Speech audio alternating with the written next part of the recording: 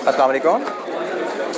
अच्छा जी, cost of capital के पास papers discussion हमारी चल रही थी, तो कोई सवाल कल के लेक्चर से? कल कुछ हमने एमसीक्यूज भी डिस्कस किए थे, 2 क्वेश्चंस भी डिस्कस किए थे।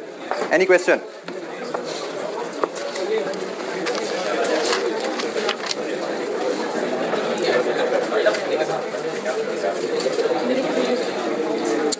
अच्छा जी, हम प्लान में जो यहाँ पे थोड़ा प्लान नज़र आ रहा है, इसको मैं थोड़ा सा चेंज करता हूँ।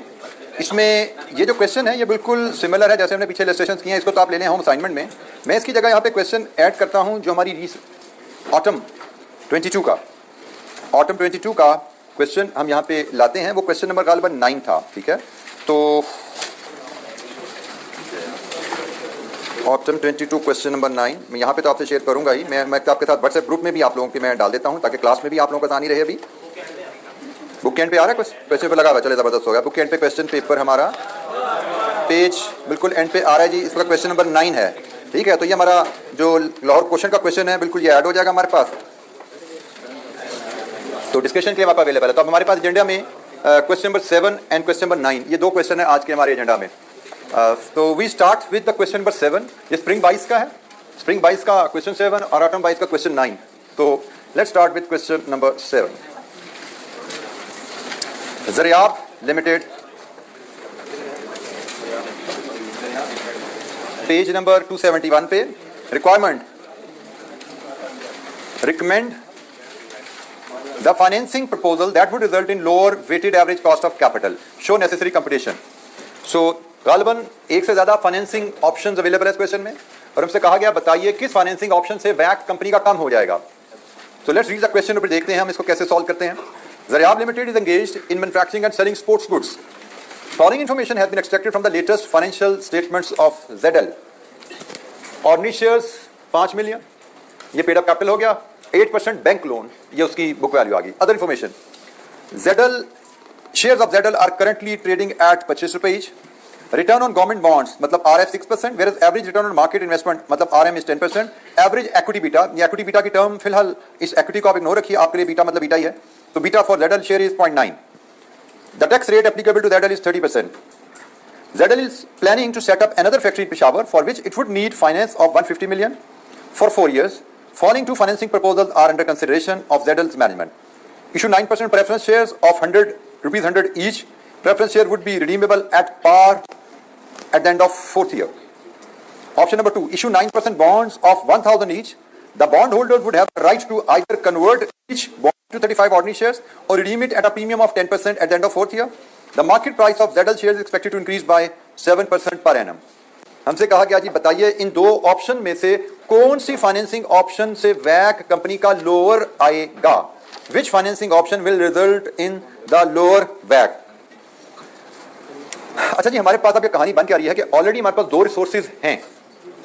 तीसरा सोर्स हम इसको ऐड करें या इसको ऐड करें, यही ऑप्शन है ना। तो बेसिकली हमें 2 वैक कैलकुलेशन करनी है, एक 1 2 3 और दूसरा 1 2 3।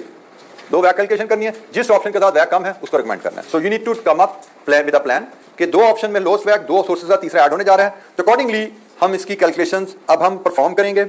तो हम बेसिकली इन टोटल 4 सोर्सेज हैं जिनका हमें डाटा अरेंज करना है। इन टोटल 4 सोर्सेज हैं जिनका डाटा हम अरेंज करेंगे। हम बात कर रहे हैं क्वेश्चन नंबर 7 की। सोर्सेज 2 एग्जिस्टिंग है,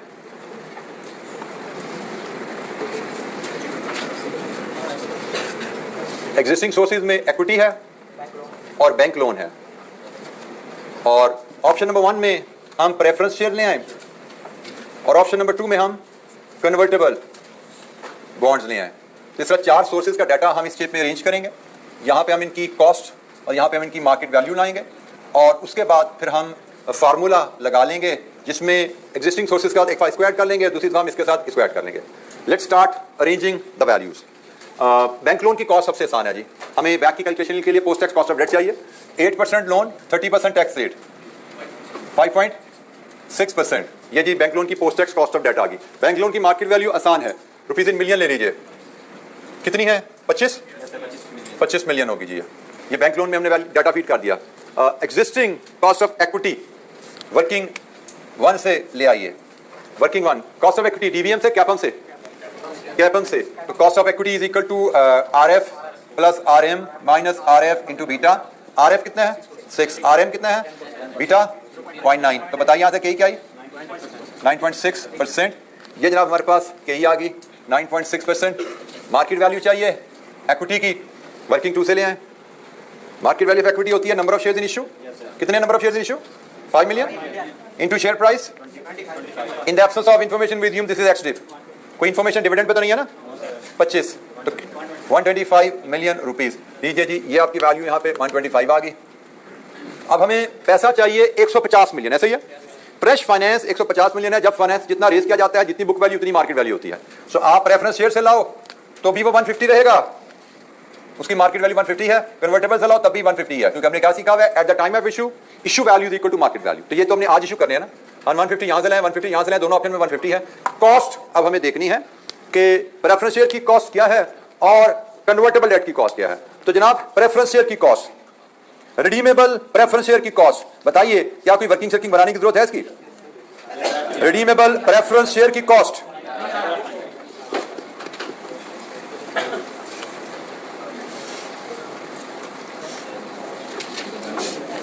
तो जैसे बात सुन लीजिएगा, रिडीमेबल प्रेफरेंस शेयर की कॉस्ट की हमें कोई वर्किंग बनाने की यहां पर जरूरत नहीं है। आप ये बॉन्ड इशू कर रहे हो डिस्काउंट पे या पार पे? मुझे बताओ, प्रेफरेंस शेयर डिस्काउंट पे या पार पे है? पार पे। रिडीम होगा पार पे या प्रीमियम पे? इसका मतलब कैपिटल गेन कंपनी नहीं दे, इन्वेस्टर को कैपिटल गेन नहीं मिल रहा। तो इन्वेस्टर को क्या मिल रहा है? सिर्फ इंटरेस्ट। अगर इन्वेस्टर को सिर्फ इंटरेस्ट मिल रहा है, 100 रुपए का बॉन्ड 100 रुपए की रिडम्पशन के प्रॉमिस पे वो 9% पे खरीद रहा है, तो this is the current yield. यही करंट यील्ड है भाई। हमें IRR पे या फार्मूले पे तब जाना होता है जब बीच में कहीं इशू प्राइस और रिडम्पशन प्राइस में डिफरेंस की वजह से कैपिटल गेन का इफेक्ट, गेन या लॉस का इफेक्ट आ रहा हो। तो इस केस में 100 का इशू हो रहा है, 100 का रिडीम हो रहा है, तो कोई कैपिटल गेन लॉस तो है नहीं। तो इशू प्राइस और रिडम्पशन प्राइस अगर सेम है तो आपका यील्ड यही रहती है। और प्रेफरेंस शेयर में yield is equal to cost of debt, क्योंकि प्रेफरेंस शेयर में तो टैक्स सेविंग आनी नहीं। बाय द वे, आपका बॉन्ड 10 साल पहले इशू हुआ था, लेकिन आज उसकी जो मार्केट वैल्यू है उसी पे उसने अगर रिडीम होना है तो उसमें भी IRR कैलकुलेट करने की कोई जरूरत नहीं है। अगर मार्केट वैल्यू आज की और रिडम्पशन वैल्यू सेम है तो इन्वेस्टर आज का बॉन्ड जिस पैसे पे खरीदेगा, रिडम्पशन भी उसी पे होनी है, तो असल रिटर्न तो सिर्फ इंटरेस्ट ही आना ना, तो यील्ड आपका इंटरेस्ट हो जाता है। तो ये ध्यान में रखिए। आप फार्मूलाज पे कब जाते हो? जब इशू प्राइस, जब उसकी रिडम्पशन वैल्यू और आज की वैल्यू में फर्क हो। जब रिडम्पशन वैल्यू और आज की वैल्यू में फर्क है तो फिर आपको फार्मूलाज की IRR निकाल लो, आई ओवर मार्केट वैल्यू कर लो, फिर वो काम करना है। लेकिन आज की वैल्यू और रिडम्पशन वैल्यू सेम है तो कोई फार्मूला की जरूरत नहीं है, कोई IRR की जरूरत नहीं है। जो आपका यील्ड है वही आपका कॉस्ट ऑफ डेट बन जाता है, फिर करंट यील्ड बन जाता है। तो इस केस में हमें कोई कैलकुलेशन परफॉर्म नहीं करनी। यही 9% हमारी कॉस्ट ऑफ डेट है और इसको तो टैक्स की एडजस्टमेंट भी रिक्वायर्ड नहीं है। हाँ जी, 150 कहां से? सॉरी 150 प्रोजेक्ट लिए 150 चाहिए, गलत बोल दिया था मैंने बेटा। 150 मिलियन फाइनेंस उनको चाहिए। मैंने आपको ये बताया था कि eight the time of issue आपने 150 मिलियन अगर रेज करना है तो आपको जो भी इंस्ट्रूमेंट इशू करने हैं उनकी इशू प्राइस 150 होगी ना। At the time of issue price is equal to market value. At the time of issue price is equal to market value. तो 150 मार्केट वैल्यू इसकी है, 150 ही इसकी आएगी। जनाब प्रेफरेंस शेयर की तो आ गई कॉस्ट ऑफ डेट भी। अब कन्वर्टेबल बॉन्ड की कॉस्ट ऑफ डेट, इसके लिए वर्किंग 3 बना लें। अब इसकी कहानी थोड़ी फर्क है। इसकी कहानी प्रेफरेंस शेयर्स की हमने डिस्कस की जैसे उससे फर्क हो सकती है, क्योंकि ये इशू तो नॉमिनल पे हो रहा है, लेकिन इसकी रिडम्पशन प्रीमियम पे है या कन्वर्जन पे है, मतलब पार पे नहीं है ना। कन्वर्जन पे है तो वो तो इससे भी ज्यादा पैसे मिलेंगे, बट इन एनी केस इसमें कैपिटल गेन का एलिमेंट आ गया। तो इसमें ये आपका यील्ड रेट नहीं है, इसमें अब आपको IRR के थ्रू ही कॉस्ट ऑफ डेट लानी है और वो भी post tax cost of debt बनानी है। ठीक है जी। तो ये अब बेशक बॉन्ड आज इशू हो रहा है। अच्छा, इसमें भी मैं फिर बोल दूं, जैसे यहां पे था ना कि 100 का इशू हो रहा है, 100 का रिडीम होगा, कूपन रेट 9% है, ये यील्ड बन गई। यहां पे भी ऐसी कहानी होती है, 1000 का इशू हो रहा है, 1000 का रिडीम होगा, 9% कूपन रेट है, ये यील्ड बन जानी थी, 1 - C कर देना था, सिर्फ इसको सिंपली 1 - C करना था। लेकिन यहां पे केस थोड़ा फर्क हो गया। अब यहाँ पे इशू हो रहा है 1000 पे, रिडम्पशन या 1100 पे होगी या कन्वर्जन होगी। तो इधर इसका मतलब इन्वेस्टर को 9% के अलावा भी कुछ रिटर्न आ रही है। तो वो क्या रिटर्न आ रही है, उसके लिए हमें फिर IRR पे जाना पड़ेगा। तो हम वर्किंग 3 बनाएंगे इसके लिए। सॉरी, ये आंसर सेम आएगा। प्रेफरेंस शेयर में आप IRR कैलकुलेट करने की कोशिश करेंगे तो आपका आंसर एक्जैक्टली सेम आना चाहिए, लेकिन IRR को तो एस्टिमेशन हो जाता है। 5 और 15 को लेकर करोगे तो 9 से ऊपर नीचे हो जाएगा ना, लेकिन कैलकुलेटर में करोगे तो 9% ही आएगी। इसमें हम शुरू करते हैं जी, आज से इशू प्राइस से कहानी शुरू करेंगे। इशू प्राइस 0 में 1000, फिर इंटरेस्ट 4 साल कितना इंटरेस्ट है 9%, 90 रुपए। पोस्ट टैक्स होगा 0.7। इसके बाद रिडम्पशन है या कन्वर्जन है, इसके लिए हम छोटी सी वर्किंग बना लेते हैं। हमारी रिडम्पशन होनी है, ये में से वर्किंग 3.1 रिडम्पशन होनी है प्रीमियम पे, मतलब 1100 पे। और कंपेयर करें इसको कन्वर्जन से, कन्वर्जन कितने शेयर में होनी है 35 में। एक शेयर आज है 25 का और सालाना किस रेट पे ग्रो करना है 7%, 1.07 रेज़ टू पावर 4। तो बताइए 35 शेयर कितने के हो जाएंगे 4 साल बाद 936। इसका मतलब conversion will take place, sorry redemption will take place. Redemption होगी, रिडम्पशन में ज्यादा पैसे मिल रहे हैं, कन्वर्जन में कम पैसे मिल रहे हैं, तो जनाब 4 साल बाद 1100 की रिडम्पशन होगी। लीजिए जी, अब ये डाटा आपके पास आ गया, ये आपके पोस्ट टैक्स कैश फ्लोज बन गए हैं। Year wise post tax cash flows आपने रुपीज में बना लिए हैं। 1147 कंपनियां डुबाएंगे अपनी, भाई क्या कह सकते हैं इसके अलावा। 1147 रिडम्पशन नहीं, कन्वर्जन यहाँ पे होने जा रही है, कन्वर्जन वैल्यू ज्यादा है। लीजिए जी, ये आपके पास डाटा आ गया। अब आपको इसकी IRR लेनी है। आप इसकी एनपीवी कैलकुलेट कीजिए 5%, एनपीवी कैलकुलेट कीजिए 10% और फिर IRR बताइए क्या आ रही है। कैलकुलेट कीजिए, कैलकुलेशन परफॉर्म कीजिए और बताइए आंसर। और कोई लॉजिक रैशनल समझ नहीं आया तो पूछिए। प्रेफरेंस शेयर्स में हमें IRR परफॉर्म करने की जरूरत नहीं पड़ी, क्योंकि जो इशू प्राइस है उसी पे रिडम्पशन है, तो जो कूपन रेट है वो यील्ड बन गया। इशू प्राइस ही रिडम्पशन है, कूपन रेट ही यील्ड बना। नॉमिनल वैल्यू पे इशू हो रहा है, नॉमिनल वैल्यू पे रिडीम हो रहा है प्रेफरेंस शेयर, तो कूपन रेट ही यील्ड बना, वही कॉस्ट ऑफ डेट बनी। लेकिन कन्वर्टेबल डेट में इशू फर्क है, हमें IRR के थ्रू इसकी कॉस्ट लेनी है।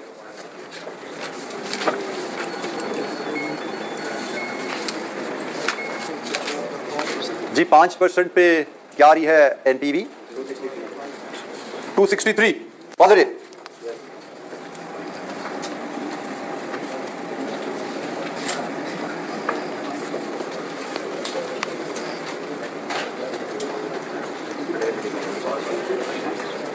वेरीफाई कीजिएगा कैलकुलेशंस।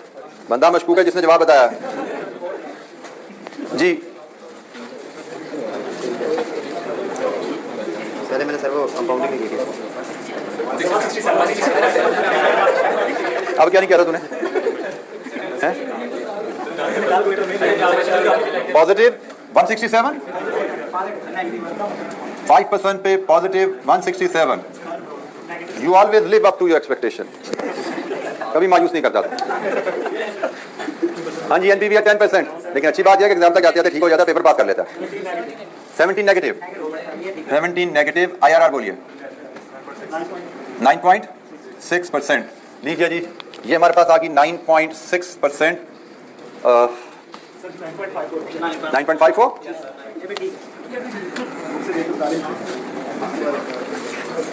बेटा ये मैंने पहले भी बोला, केयरलेस जो रवैये होते हैं ना, ये बड़ी डेंजरस हो जाते हैं एग्जाम में बात का।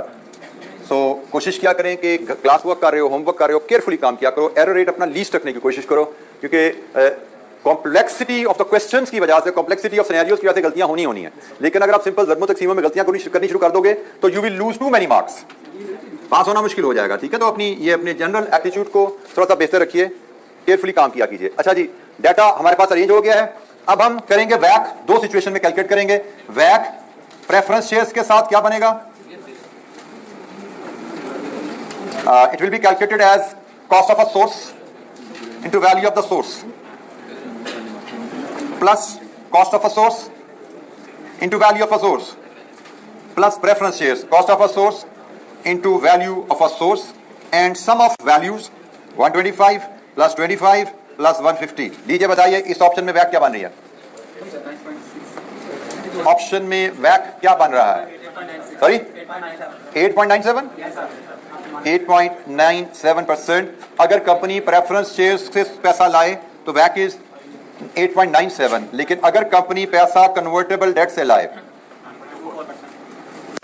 कन्वर्टेबल डेट से पैसा है तो हमारी वर्किंग बनेगी इसी अंदाज में। इक्विटी 9.6 इंटू 125, बैंक लोन वैसे ही 5.6 इंटू 25, लेकिन अब प्रेफरेंस शेयर्स की जगह ये डाल दो तो 9.56 मल्टीप्लाइड 9.54 मल्टीप्लाइड विद 150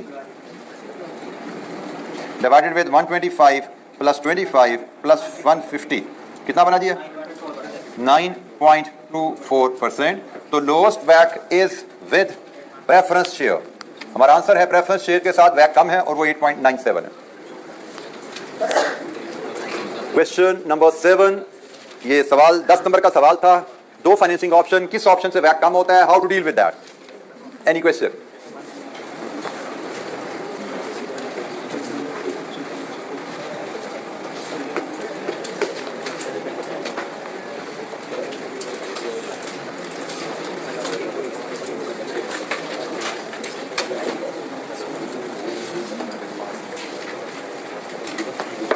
किसी बच्चे को कोई दिक्कत, कोई गाइडेंस हेल्प चाहिए इस सवाल में, पूछिए।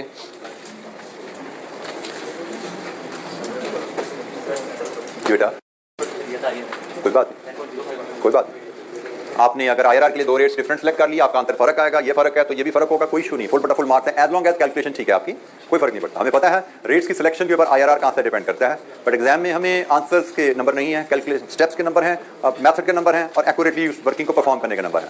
आंसर IRR में फर्क ही आता है जी। एनी क्वेश्चन, कोई सवाल? जी बेटा।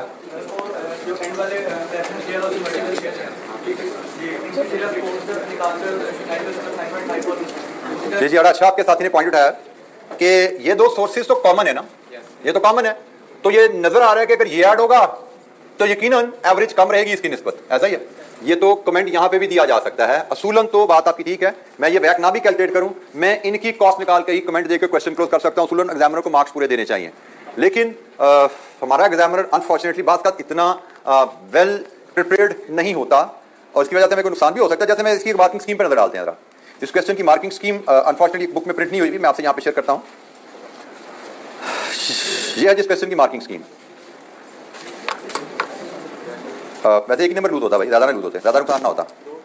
डिटर्मिनेशन ऑफ वैक अंडर ईच ऑप्शन एक नंबर, दोनों का वैक कैलकुलेट करने एक ही नंबर था। अगर जिस तरह आप बात कर रहे हो, जो मेरे भी दिन में आ रही थी बात, लेकिन पैसे मैंने तो होल्ड की थी, हम वैसे भी जवाब क्लोज कर सकते हैं, 10 ना आते 9 नंबर आ जाते शायद, ठीक है। एक नंबर ये जो वैक की कैलकुलेशन कैसे रखा था, लेकिन कोई समझदार एग्जामिनर होता तो ये नंबर भी ना काटता, वो यहाँ पे भी आपको पूरे नंबर देता, क्योंकि लॉजिकली स्पीकिंग उसने आपसे ये नहीं कहा वैक बताओ मुझे, उसने वैक नहीं मांगा, उसने कहा किस सोर्स से वैक कम आएगा, किस सोर्स से वैक कम आएगा। तो वो तो हम बता सकते हैं भाई, अगर प्रेफरेंस शेयर की कॉस्ट 9 है, कन्वर्टेबल डेट की 9.4 है, तो प्रेफरेंस शेयर अपने कैपिटल में डालने से एवरेज नीचे रहेगी। कन्वर्टेबल डेट कैपिटल में डालोगे तो एवरेज थोड़ी ऊपर जाएगी, वो बात यहीं पे खत्म हो जाती है। तो सूलन पूरे नंबर वहां मिलने चाहिए। तो ये मार्किंग स्कीम आप देख लीजिए। कॉस्ट ऑफ इक्विटी कैपम निकाली 0.5, sorry market value equity 0.5, cost of equity कैपम से 1, बैंक लोन की cost 0.5, cost of preference share 0.5, determination of redemption value of convertible bond, redemption value 2.5 number, तुमने गलती की थी 2.5 नंबर की कैलकुलेशन में, देखा कितने बड़े नंबर थे। कन्वर्जन वैल्यू आपने गलत निकाल दी। डिटर्मिनेशन रिडम्पशन वैल्यू और कन्वर्टेबल बॉन्ड, तो आपने मतलब ये जो कंपैरिजन करना था, ये कंपैरिजन करके जो हायर वैल्यू सेलेक्ट की है, 2.5 नंबर इसके एग्जामिनर ने आपके लिए रखे हुए थे इस स्टेप के। बहरहाल इसके बाद है जी IRR 3.5 नंबर, 1 नंबर वैक के, 2 वैक कैलकुलेशन के और 0.5 फाइनल रिकमेंडेशन के, कौन सा सोर्स बेहतर है।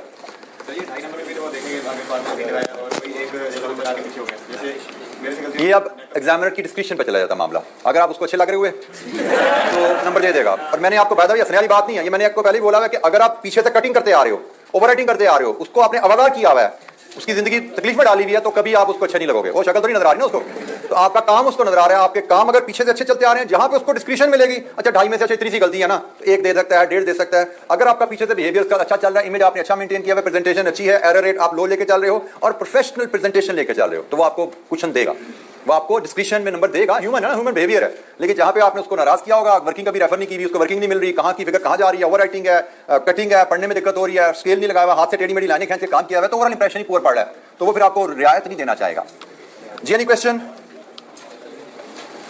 अच्छा जी, क्वेश्चन नंबर 11, 5 + 6 11 + 4 15, इनमें requirement part A, compute LQ's existing weighted average cost of capital 5 number, recommend whether LQ should finance the new project by issuing new shares or by issuing convertible bond। Similar कहानी जो पिछले सवाल में आई थी, 2 financing option है, बेहतर कौन सी है, रिकमेंड कौन सी बेहतर है, और ये शायद इसलिए रिपीट हुआ कि पिछली बार कोई परफॉर्मेंस शायद अच्छी नहीं रही होगी। मार्किंग सी कमेंट्स क्या कह रहे हैं, कमेंट्स तो किए हैं भाई।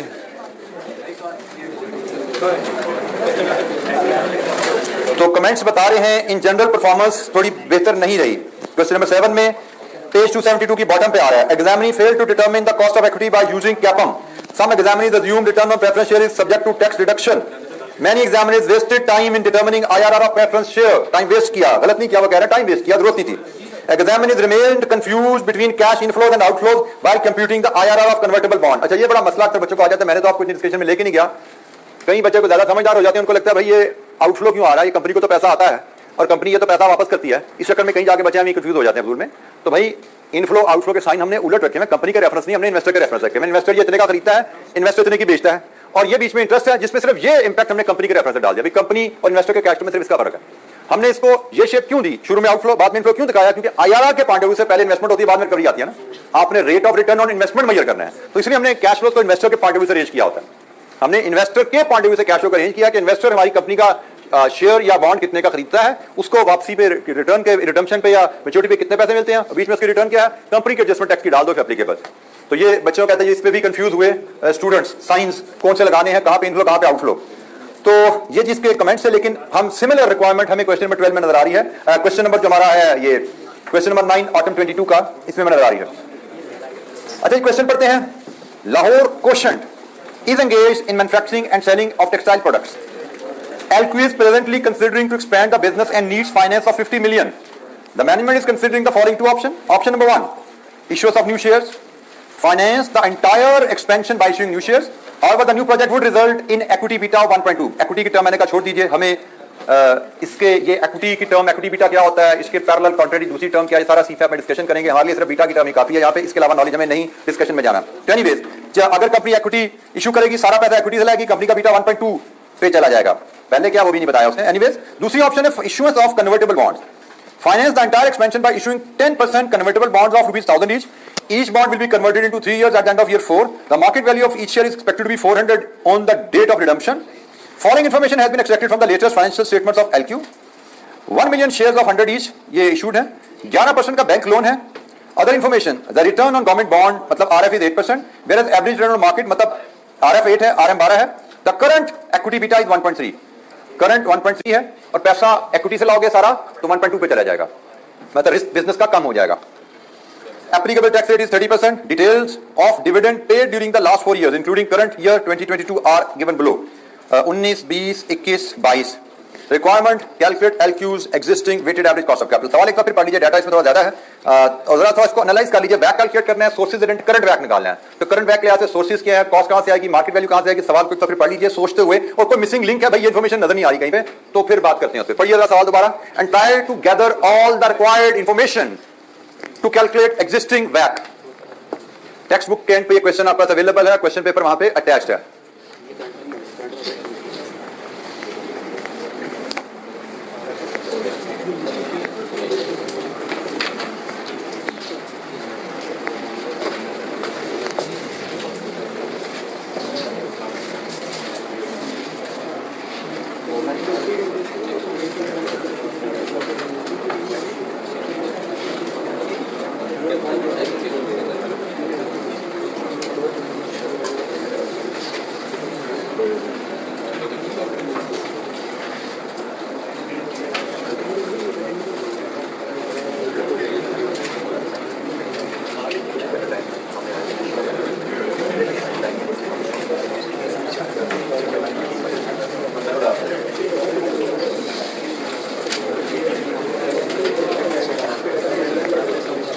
जी जनाब, सब कुछ अवेलेबल है सॉल्व करने के लिए।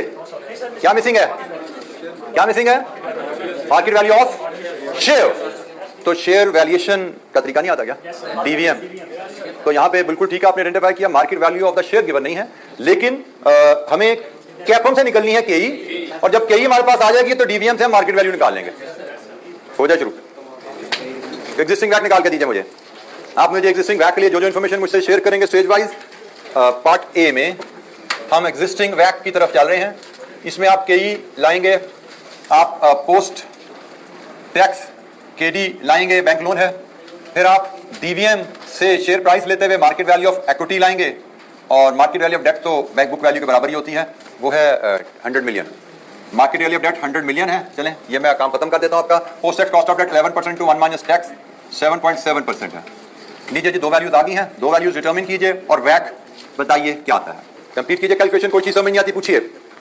अच्छा एक पॉइंट यहाँ पे ध्यान में रखिएगा, यहाँ पे डिविडेंड की हिस्ट्री से एकदम शक पड़ता था कि शायद ये डीवीएम से भी कहीं आ सकती है। अज्यूमिंग यहाँ पे मार्केट वैल्यू गिवन भी होती क्वेश्चन में, अगर मार्केट वैल्यू क्वेश्चन में गिवन होती तो डीवीएम कैपम दोनों से कहीं आ जानी थी। जब दोनों मेथड से कहीं आ रही हो बट हमें दोनों से निकालनी नहीं है, हम एक ही मेथड पे जाएंगे जो एडवांस मेथड है, दैट इज कैपम। अगर दोनों मेथड से कहीं निकलती हो तो हम एक मेथड जिसको फॉलो करेंगे एडवांस मेथड, वो कैपम है। कैपम इज एडवांस बेटर मेथड, हम उसको यूज किया करेंगे। डीवीएम हम तब यूज करेंगे when we have no other option. तो इस केस में तो हमारे पास ऑप्शन ही एक है कैपम, डीवीएम इज नॉट ऑप्शन। बल्कि डीवीएम से तो हमें शेयर प्राइस निकालनी है और वो भी डिविडेंड विद ग्रोथ से निकलनी है, ख्याल कीजिएगा।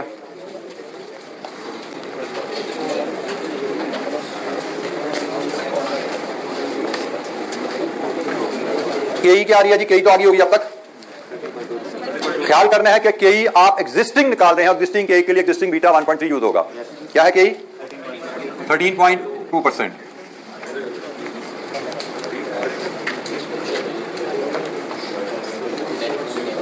शेयर प्राइस निकालेंगे, उसको number of share in issue से मल्टीप्लाई कर देंगे। Number of share in issue आपके 1 मिलियन है, 1 मिलियन शेयर है तो रुपीज मिलियन आपके पास आ जाएगी वैल्यू ऑफ इक्विटी।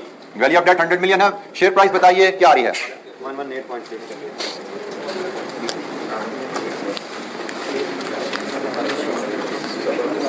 बेटा ये post tax cost of debt है कि लिखता है?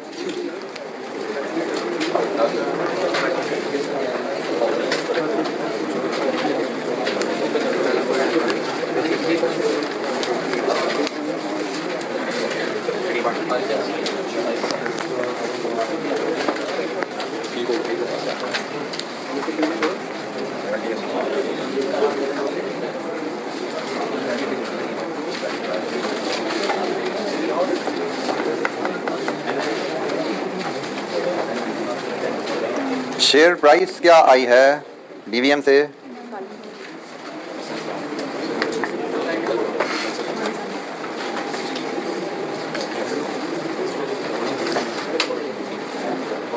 बेटा ठीक कर रहे थे, क्या कर रहे थे? जी निकाल रहे हैं, यहाँ से जी निकालना है आपने।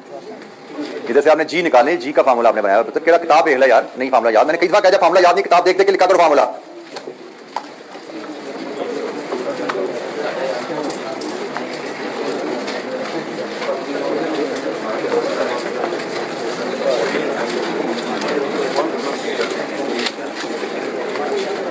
किताब देख फार्मूला पढ़ जरा।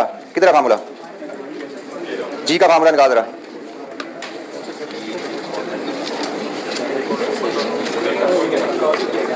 पीछे क्या है ऊपर? लेटेस्ट। ये 10 रुपए लेटेस्ट डिविडेंड है क्या? तो किताब देख के भी फार्मूला अप्लाई नहीं कर पा रहे आप।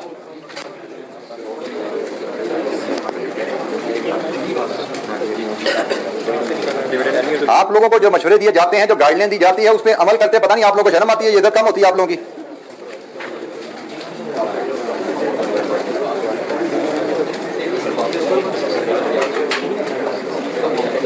एग्जाम में फार्मूला लिखना कोई जरूरी नहीं होता, ठीक है। किताब में फार्मूला आपके पास सामने अगर लिखा हुआ है तो बाय एग्जाम आपको याद हो जाता है।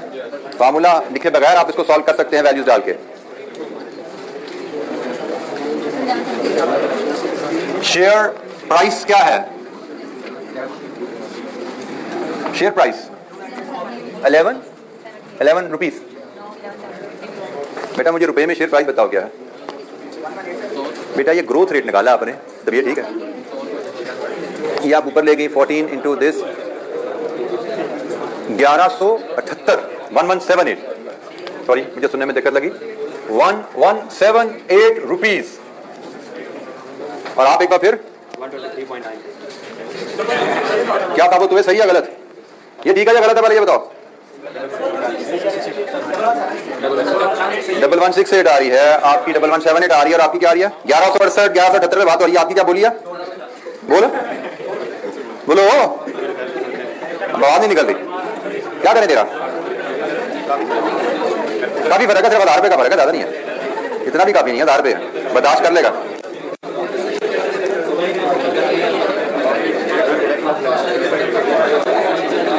$1178 राउंड ऑफ करके इज द राइट आंसर, और 1178 मिलियन। और यहां से वैक निकालिए, क्या आ रहा है वैक? 13.2 into 1178 plus 7.7 into 100 over 1178 plus 100. So what is WACC? Existing WACC 5 number के सवाल पे 15 मिनट लगा दिए आपने।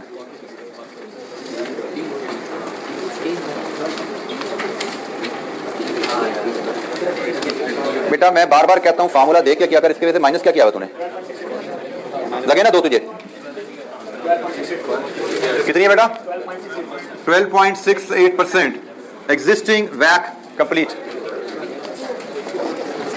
आपकी ग्रोथ रेट आ रही है 11.87 और शेयर प्राइस आ रही है 1178 DVM से। D naught into 1 plus G over K E minus जी, यह है फॉर्मूला आपका।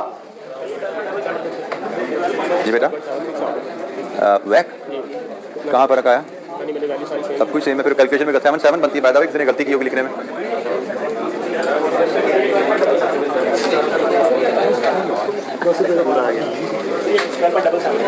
जी 12.77 is the right value.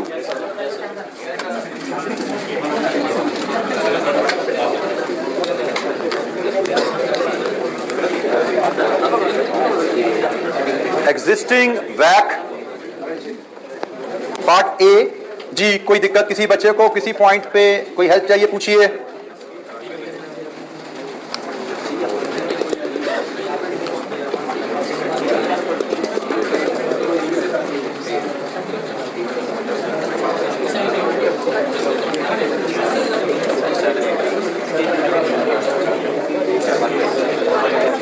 अच्छा जी क्वेश्चन पार्ट बी पे आइए जरा।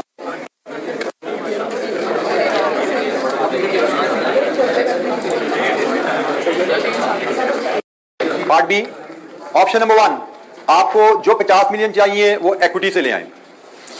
अच्छा 50 मिलियन आप इक्विटी से लाओगे तो जरा इधर तवज्जो कीजिए, यहां पे क्या क्या चेंज आएगा, एग्जिस्टिंग WACC में क्या क्या चेंज आएगा, तो जैसे देखिएगा।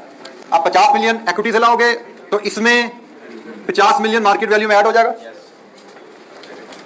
इधर 50 ऐड हुआ तो यहां भी 50 ऐड हो गया। दूसरा नहीं, सिर्फ 50 नहीं ऐड होगा, हमारी के will not be the same.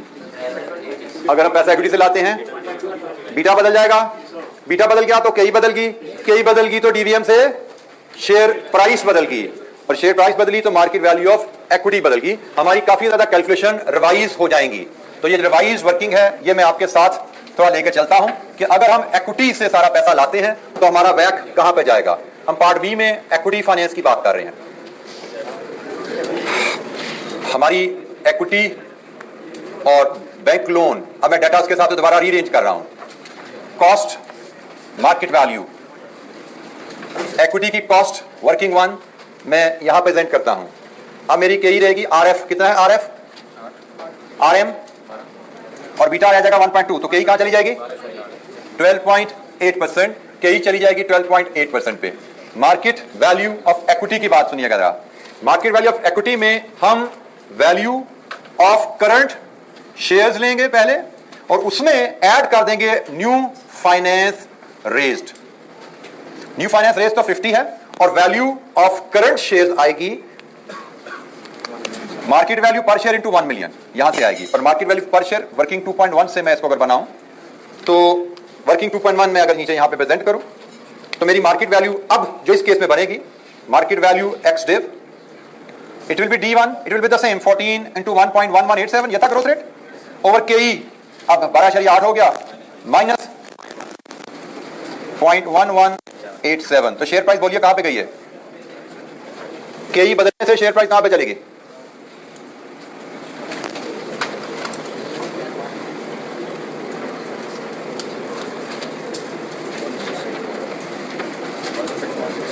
$1684, ये मेरी शेयर प्राइस है, यहां फीड करूंगा 1684, तो 1684 प्लस 50, वैल्यू ऑफ इक्विटी कितना बन गया 1734 मिलियन रुपीज।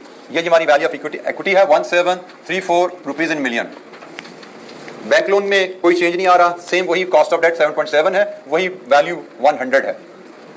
ये जी रिवाइज डेटा हमारे पास आ गया है। कोई क्वेश्चन? अगर हम पैसा इक्विटी से लाते हैं तो हमारी कॉस्ट ऑफ इक्विटी 12.8 पे चली जाएगी। पैसा इक्विटी से लाएंगे तो कॉस्ट ऑफ इक्विटी बदलने से शेयर प्राइस बदल जाएगी। एग्जिस्टिंग शेयर की मार्केट वैल्यू हमारी 1684 बन जाएगी, प्लस 50 मिलियन जो इक्विटी से पैसा रेज किया वो भी कंपनी में इक्विटी में ऐड हो जाता है, क्योंकि जो 1684 वैल्यू मैंने बनाई है वो तो शेयर ऑलरेडी इशूड की वैल्यू है ना। और फिर हमने पढ़ा है कि eight the time of issue, अब शेयर होल्डर ने 50 मिलियन कंपनी में और डाले ना, तो उसके बदले उनको नए शेयर मिले होंगे, उसके बदले उनको नए शेयर मिले होंगे। और at the time of issue price equal to market value. 50 million के नए शेयर आपने शेयर होल्डर को दिए, 50 मिलियन से वसूल किए, तो जो 50 मिलियन के शेयर उनको इशू किए हैं उनकी मार्केट वैल्यू भी आज 50 मिलियन ही है। सो ये वैल्यू है करंट शेयर की या एग्जिस्टिंग शेयर्स की, ये वैल्यू है उन नए शेयर्स की जिनके बदले आपने 50 मिलियन रुपए रेज किए at the time of issue price equal to market value. ये आपकी total market value of equity बन जाती है इस केस में। और यहां से आप बैक ले सकते हो, क्या है जी बैक यहाँ पे 12.52%। दिस इज द बैक अगर आप पैसा लाते हो इक्विटी से।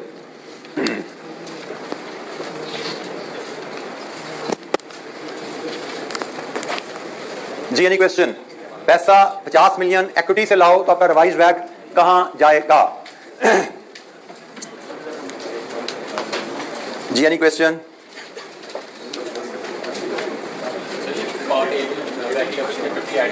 बेटा पार्ट ए में ऐड नहीं किया, मैंने डिस्कशन में ऐड किया था। पार्ट ए में ये कैलकुलेशन यही है, मैंने कहा था ये एडजस्टमेंट हमें करनी है, वो 50 मैंने इसकी आपको चेंज बताई थी।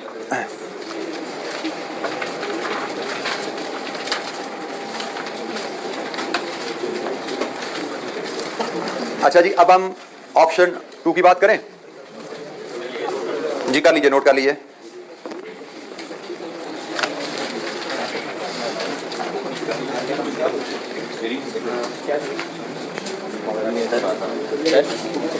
जी बेटा फार्मूला तो ये है, रीअरेंज का कर रहे हो, यही फार्मूला है, तो क्या दिक्कत है? यही फार्मूला मार्केट वैल्यू का।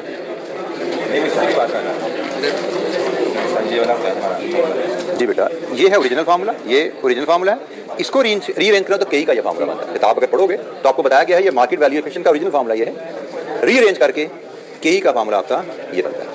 रीअरेंजमेंट है, मैथमेटिकल रीअरेंजमेंट, इसमें क्या मसला है? मैथमेटिकल रीअरेंजमेंट बेटा कोई इशू नहीं है इसमें। इक्वेशन को दाएं बाएं अरेंज करोगे, ऊपर नीचे करोगे, वही बनती है शेप। जी बेटा एक वर्किंग करनी होती है उसके, लेकिन वो पार्ट ए में भी यूज हो सकती है।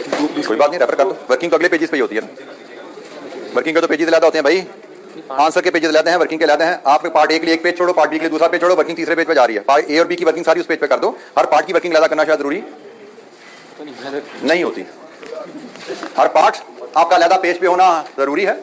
वर्किंग आप कंबाइंड उस सवाल के एंड पे शो कर सकते हो, कोई इशू नहीं है उसमें। वर्किंग के पेजेस अलग करना जरूरी शायद नहीं है। जी एनी क्वेश्चन?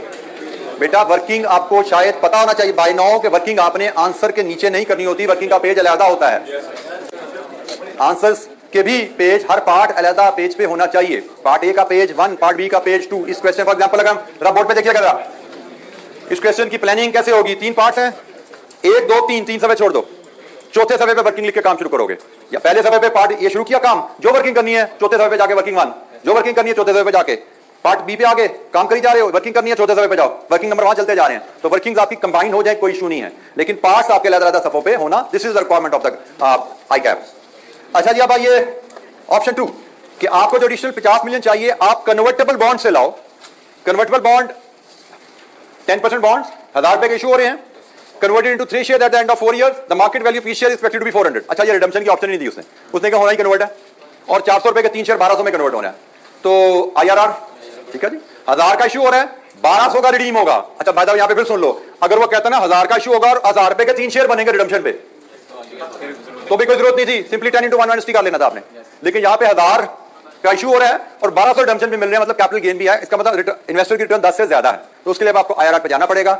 आपने IRR कैलकुलेट करनी है, post tax cost of debt आ जाएगी। और हो गया क्या, विद डेट आपके सोर्सेज 3 हो जाएंगे, 1 2 और एक तीसरा सोर्स ही आ जाएगा। एक की वैल्यू, दूसरे की वैल्यू और तीसरे की वैल्यू 50 मिलियन। अब 3 सोर्सेज के साथ बैक निकलेगा आपका। यहां पे था ऑप्शन नंबर 1 में जो इक्विटी थी वो इस इक्विटी में ऐड होगी, तो सोर्सेज 2 ही रहते हैं आपके, सोर्सेज बैक की कैलकुलेशन में आपके 2 ही रहे हैं। लेकिन इस केस में आपके सोर्सेज अब 3 होने वाले हैं, 2 तो यही जो एग्जिस्टिंग है यही चलेंगे, तीसरा उसके लिए आपको post tax cost of debt बनानी है। तो post tax cost of debt के लिए आपके इशू प्राइस 0 में रिडम्पशन होती तो हायर ऑफ कन्वर्जन रिडम्पशन ले लेते हैं ना, 1000 इंटरेस्ट कितने साल हैं?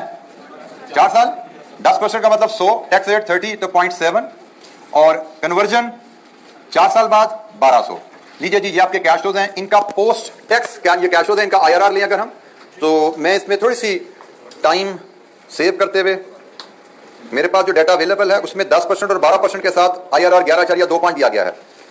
10% और 12% के साथ IRR 11.25 लिया गया है। ठीक है जी, तो ये पार्ट मैंने स्किप किया थोड़ा सा। अब हम वैक पे आ जाते हैं कि अब हम वैक यहां पे कैसे कैलकुलेट करेंगे इस पार्ट का। तो लीजिए जी, वैक का फार्मूला यहां पे आप जो लगेगा पार्ट इसके लिए, कॉस्ट ऑफ इक्विटी 13.2 ही रहेगी, value of equity 1178, cost of bank loan 7.7 ही रहेगी, value of bank loan is 100, plus cost of convertible debt 11.25 होगा और इसकी value 50 at the time of issue price equal to market value 1178 plus 100 plus 50। वैक बताइए यहां तक क्या?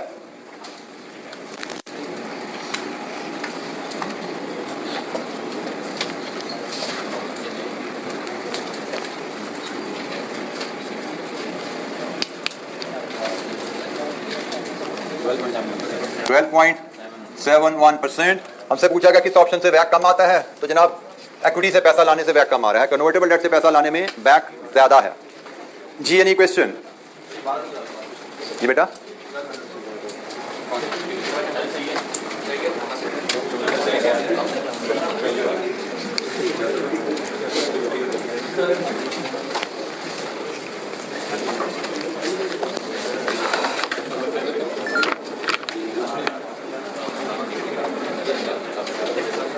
अच्छा, इस क्वेश्चन का जो पार्ट नोट कर लीजिए, चलें फिर इसका आगे हम डिस्कशन करते हैं। आंसर वैल्यू 12.71 हमारा ठीक आ गया है।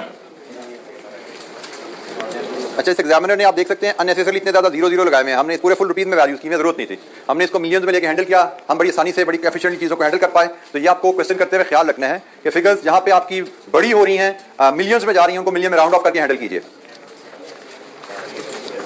जी, किसी पॉइंट पे कोई एक्सप्लेनेशन चाहिए पूछिए।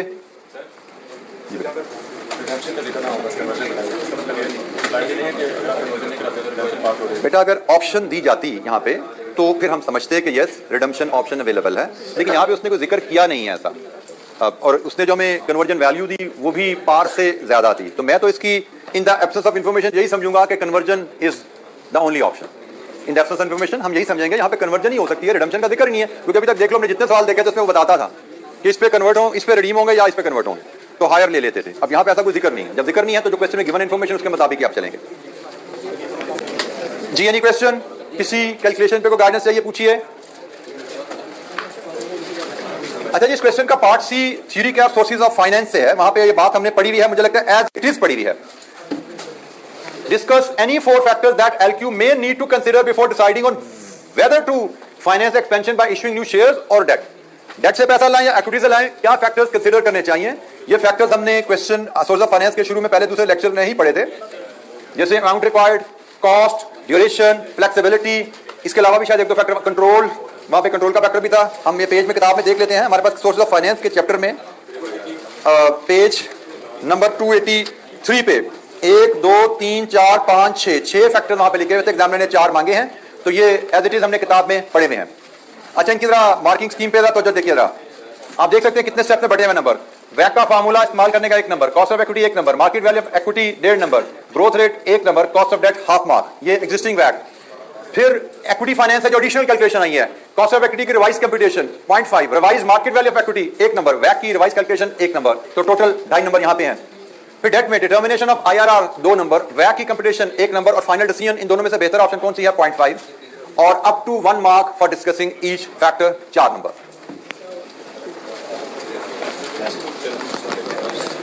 Examiner comments, market value of equity बच्चों से नहीं निकली, बुक वैल्यू लेके वैक कैलकुलेट कर दिया। अगर मार्केट वैल्यू नहीं निकाल पा रहे तो it's was the wise thing to do, question तो पूरा करना है ना। नहीं समझ आ रही तो मार्केट वैल्यू के नंबर सिर्फ जाए ना, कितने थे मार्केट वैल्यू के नंबर 1.5 नंबर। मार्केट वैल्यू नहीं समझ आ रही तो 1.5 नंबर छोड़ो, बाकी 3.5 तो लेके जाओ ना। कितने नंबर का पार्ट था टोटल? 1 2 3 4 5 में से 1.5 छोड़ो, 3.5 तो फिर भी मिलते हैं। तो that's was the wise thing to do अगर आपको चीज नहीं समझ आ रही तो।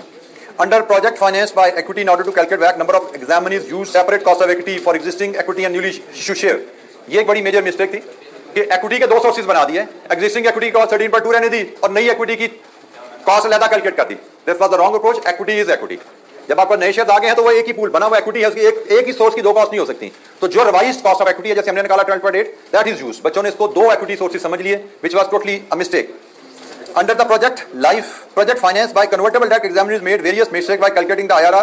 They did not apply the tax saving or interest, or they discounted it over 3 years instead of 4 years. Like 4 साल थी, 3 साल पहले लिया। Student generally perform well in this part. C में कहते हैं performance बेहतर ही, इधर गलतियां रही। WAC में in general student की performance low रहती है। उसकी वजह मैं आपको बार-बार बोल रहा हूं कि there are too many variables, और आप चीजों को formulas को अच्छी तरह याद करके आगे नहीं चल रहे होते। अच्छा, ये चैप्टर तो हमारा ये खत्म है। अगले चैप्टर पे हमने मूव करने के उससे पहले क्विकली आपसे आज लोग शेयर हो गया होगा, अक्सर बच्चे पीपीएमएस ऑफिस के बारे में पूछते थे, तो वो क्लैरिटी अब आईकैप ने खुद दे दिया आने वाली अटेम्प्ट के लिए। तो अब जो बात मैं समझता हूं, मैं इस दफा के हिसाब से अगर बता दूं, आपसे शेयर कर लूं। जैसे पिछली दफा क्लैरिटी नहीं थी, तो मैंने अकॉर्डिंगली बच्चों को एडवाइस किया, और लकीली कोई बच्चों का नुकसान नहीं हुआ। मेरे पास जो बच्चे जैसे आए थे आर्टिकल के लिए इस दफा, उनकी रजिस्ट्रेशन डेट बच्चों ने पास किया फर्स्ट मई को एग्जाम, रिजल्ट आया, मैंने उनकी रजिस्ट्रेशन डेट हायरिंग के वक्त उनको 1 जून दी है। और लेकिन मेजोरिटी ने अभी एमएस ऑफिस पीपी नहीं किया हुआ था, कर रहे हैं। अभी कुछ बच्चों का जून में खत्म होगा, किसी का जुलाई में जा रहा है, लेकिन luckily they will not get affected. उनकी रजिस्ट्रेशन हम 1 जून को करवा पाएंगे, बेशक उनका एमएस ऑफिस पीपी जुलाई में खत्म हो रहा है। इवन 31 अगस्त का टाइम दे दिया आईकैप ने, कोई इशू नहीं है इस दफा। लेकिन अगली दफा आप लोग में से काफी बच्चे क्वालिफाइंग टाइम दे रहे होंगे, आप लोग इंशाल्लाह सितंबर में एग्जाम दोगे, आपका भी रिजल्ट 1 नवंबर के आसपास आ जाएगा। 1 नवंबर को रिजल्ट आएगा, और majority of you will be targeting, जो क्वालिफाई करेंगे 1 दिसंबर की रजिस्ट्रेशन डेट इंशाल्लाह। तो 1 दिसंबर की रजिस्ट्रेशन डेट उसी बच्चे को मिल पाएगी जिसका एमएस ऑफिस पीपी क्लियर हो चुका होगा उससे पहले। इसका मतलब पहले जो ऑप्शन थी ना कि रिजल्ट पेपर देने के बाद आप ज्वाइन कर लो, कंप्लीट कर लो, ऑप्शन नहीं रहेगी अब। जो बच्चा क्वालिफाइंग अटेम्प्ट दे रहा है और वो चाहता है 1 दिसंबर को रजिस्ट्रेशन आर्टिकल उसके हो जाए, उस दौड़ में रहना चाहता है, तो उसको 1 दिसंबर से पहले अपना कंप्लीट करना है पीपी एमएस ऑफिस। और इसमें नॉर्मली इदारे ऑफर अगर जो करेंगे पेपर के फौरन बाद सितंबर में, तो उसमें कम से कम 3 महीने लग जाते हैं। ठीक है, तो 3 अगर मिड सितंबर में कोर्स आपका शुरू होगा, तो वो तो मिड दिसंबर तक चला जाएगा, उसका सर्टिफिकेट आपको 1 दिसंबर से पहले नहीं मिल पाएगा। तो ये थोड़ा सा इसको अच्छी तरह चेक कर लीजिएगा। मुझे अभी institute college will also get back to you पूरी आईकैप से डिस्कशन के बाद, ट्रेनिंग के बाद, क्योंकि अभी आईकैप ने हमें टाइम भी दिया हुआ है कि आपने 2.5 से 3 महीने में ये कोर्स करवाना है। सर्टिफिकेट मतलब, लेकिन एटलीस्ट सर्टिफिकेट की डेट आपकी लॉक हो जाती है ना। सर्टिफिकेट आने में बेशक टाइम लग जाए, लेकिन सर्टिफिकेट की डेट लॉक हो जाती है। तो बहरहाल इस एरिया पे पॉइंट ये है कि जो बच्चे क्वालिफाइंग अटेम्प्ट देने जा रहे हैं, जो बच्चे 1 दिसंबर की रजिस्ट्रेशन डेट को टारगेट करना चाहते हैं, they need to plan their MS office and PP accordingly. ठीक है, बस ये मैं कुछ तो जल्द चाहता। थैंक यू वेरी मच, अस्सलाम वालेकुम।